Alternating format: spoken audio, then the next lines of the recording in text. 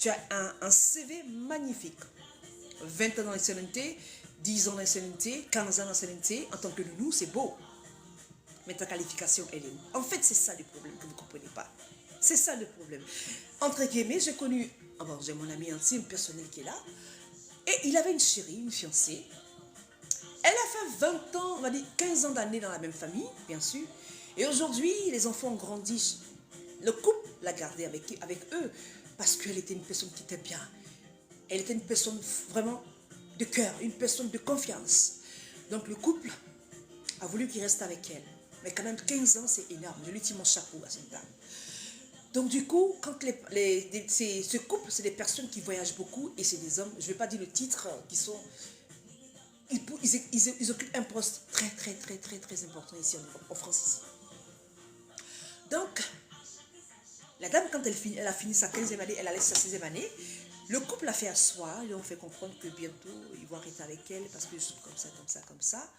Et puis voilà qu'il s'avère que elle a fait 15 années avec eux, ils lui ont fait une voiture, c'est bien pour la bagnole. Et la deuxième chose, ils lui ont fait, enfin, on ne va pas dire un remerciement, mais c'est fin de droit, d'une valeur de 20 000 €. C'est normal. Elle a eu ces 20 000 € il y a une année de cela, et c'est tout. Je me suis assise et puis j'ai analysé. J'ai dit, mais ma chérie, tu pouvais demander mieux, tu sais quoi? Tu as fait 20 ans, sur ton CV c'est magnifique, tu es resté dans la même famille, c'est chic, c'est joli à voir. Mais tu étais auprès des personnes qui pouvaient te faire monter, gravir les échelons, vu la fonction qu'ils avaient. Vu, comment je dis, le grade de tes patrons. Vu la place qu'ils occupaient. Tu aurais pu quand même demander... Parce qu'il y a des gens qui ne savent pas qu'ils ont droit à ce qu'on appelle le PCF. C'est-à-dire que c'est de l'argent qui est cumulé. Quand tu regardes, tu lis ta fiche de paye, bien sûr.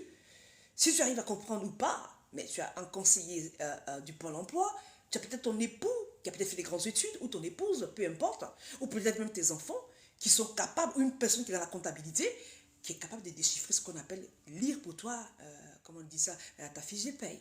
C'est-à-dire que ton salaire, c'est pour ça que quand on parle de brut, on enlève une partie du brut et puis tu as ton net, ce qui veut dire que tu te dis que normalement je vais percevoir 1800 ou 1500